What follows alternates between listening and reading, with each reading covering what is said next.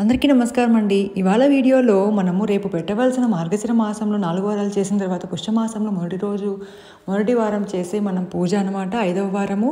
5వ వారము పూజ ఎలా చేయాలి, 4 వారాలు చేయకపోతే 5వ వారం చేయవచ్చా, ఇవన్నీ కూడా ఒకటి వీడియో అనేది నేను ఆల్రెడీ పోస్ట్ చేశానండి. మీరు ముందు వీడియోలోకి వెళ్తే మీకు కనిపిస్తుంది. ఎవరైనా కావాలని అనుకుంటే చూడవచ్చు. అయితే 5వ వారం నైవేద్యముగా మనం పూర్ణం బూరెలు చేయాలి.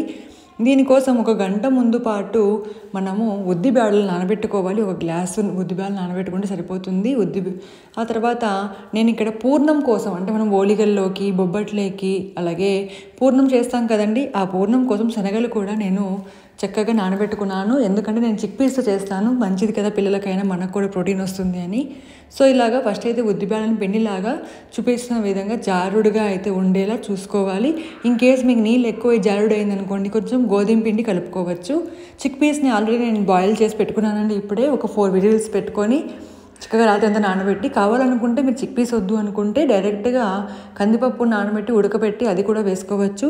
అయితే మిక్సీ జార్లోకి బెల్లము, ఇలాచి, కొబ్బరి వేసుకొని పూర్ణం అనేది తయారు చేసుకోవాలి. ముందుగా వీటన్నిటి ఒకసారి మిక్సీ కొట్టుకొని, ఇప్పుడు నానబెట్టిన చిక్పీస్ కూడా బాగా మనము ఉడకబెట్టుకున్నాం కదా, నానబెట్టిన చిక్పీస్ని ఉడకబెట్టుకున్నాం కదా, కాబట్టి వాటిని కూడా మిక్సీ జార్లో వేసుకొని వీటిని కూడా మనము పూర్ణంలాగా మెత్తగా పేస్ట్ అయ్యేలా చేసుకోవాలి.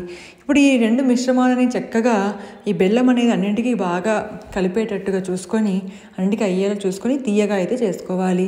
కొబ్బరి ఎక్కువ వేస్తున్నాం కాబట్టి కొబ్బరి అనేది స్వీట్నెస్ని తీసేసుకుంటుంది, కాబట్టి కొంచెం బెల్లం అనేది ఎక్కువ వేసుకోండి. కావాలనుకుంటే కొన్ని డ్రై ఫ్రూట్స్ కూడా మధ్య మధ్యలో తింటూ ఉంటే మనకు పలుకులుగా రావాలి కదా, అట్లా మంచి టేస్ట్ కోసం మీరు డ్రై ఫ్రూట్స్ కూడా యాడ్ చేసుకోవచ్చు. వీటిని చిన్న చిన్న బాల్స్ చేసుకోవాలి. ఎందుకంటే ఇక్కడ నేను చూపిస్తున్నది డీప్ ఫ్రై కాదండి, పొంగనాల పెనం, పులుంటల పెనం, ఇట్లా పద్దు ఇలా చాలా అంటారు కదా, అలాంటి పులుంటల పెనంలో, గుంత పొంగనాల పెనంలో అయితే చేస్తున్నాను.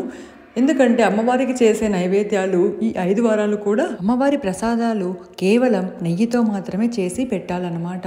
అలాగే ప్రసాదం చేసేటప్పుడు కూడా, అంటే నైవేద్యం చేసేటప్పుడు కూడా మనము టేస్ట్ చేయడం, అలాంటివి ఎంగిల్ చేయడం, స్నానం చేయకుండా చేయడం అలాంటివి అస్సలు చేయకూడదు. వీటిని ఇప్పుడు చిన్న చిన్న బాల్స్ లాగా చేసుకోవాలి. నేను చెప్పాను కదా, నేను దీనిని డీప్ ఫ్రై చేయట్లేదు, ఎందుకంటే నెయ్యితో చేస్తున్నాం కదా. డీప్ ఫ్రై అనేది చాలామందికి నూనెలో వేయగానే విరిగిపోతూ ఉంటాయి, అలాగే నల్లగా అయిపోతూ ఉంటాయి. అలా కాకుండా ఇలా ఆయిల్లెస్, అంటే తక్కువ ఆయిల్తో చక్కగా ఎప్పుడు కావాలంటే అప్పుడు చేసుకునేలా ఈ యొక్క పూర్ణం బూరెలు చూపిస్తాను అన్నమాట. ఇలా చక్కగా బాల్స్ వేసుకున్నాక దీనిలో 2 వైపులా మనం తిప్పుకొని దీనిలో ఇలా వేసేయాలి. అందుకే పిండి గట్టిగా లేకుండా మరీ జారుడుగా లేకుండా మీడియంలో ఉండాలి. వీటిని ఇప్పుడు కొద్దిగా నెయ్యి అనేది వేసుకొని 2 పక్కల మీడియం ఫ్లేమ్లో చక్కగా ఎర్రగా కాలేటట్టు చూసుకోవాలి.